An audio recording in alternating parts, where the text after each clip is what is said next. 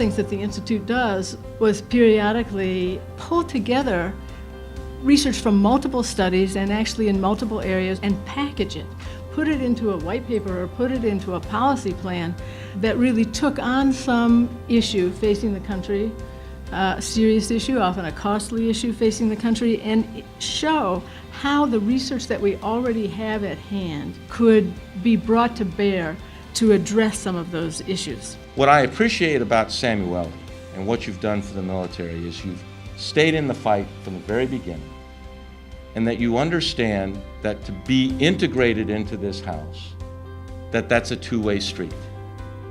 I feel in my own journey that I've walked in a direction that I never would have suspected.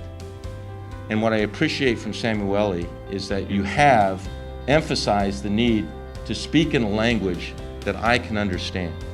Data. That's something that nobody in my profession can ignore. First of all, I will say that VA has now adopted a new definition for whole health, which is an approach to healthcare that empowers and equips people to take charge of their own health and well-being to live their fullest life.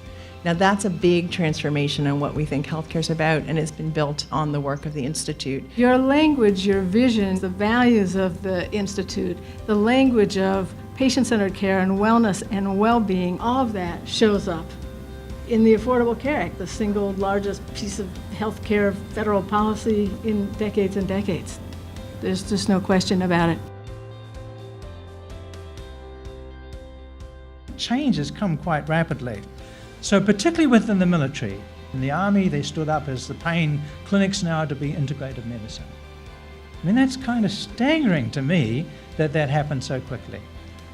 Who helped make that happen? The Institute did. It allowed us to take a critical look at ourselves and compare ourselves to other civilian programs, and guess what? We recognized that there were pockets of excellence throughout all of these systems, and how much stronger we were if we could learn from each other and integrate those ideas. And that's always been a power of this organization.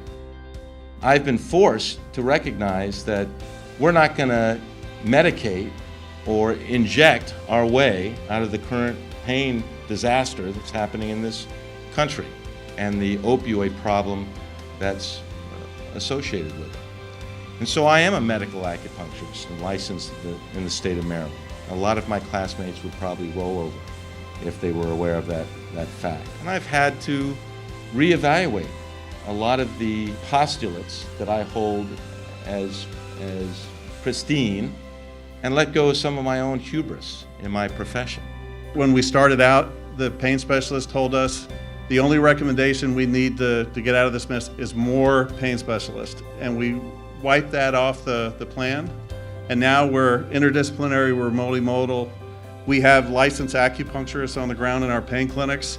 We're integrative, and now we say we're holistic, and we wear that with pride. And it's thanks to Joan and Wayne and the team at Samueli. I've got a son in the military now, and I'm happy that he'll go occasionally in for his musculoskeletal problems and be given something other than opioids, and some good primers on taking care of his own health. And you can take credit for that. And I think there's tangible stuff that's there now that wasn't there before. So we can't thank you enough. So thank you.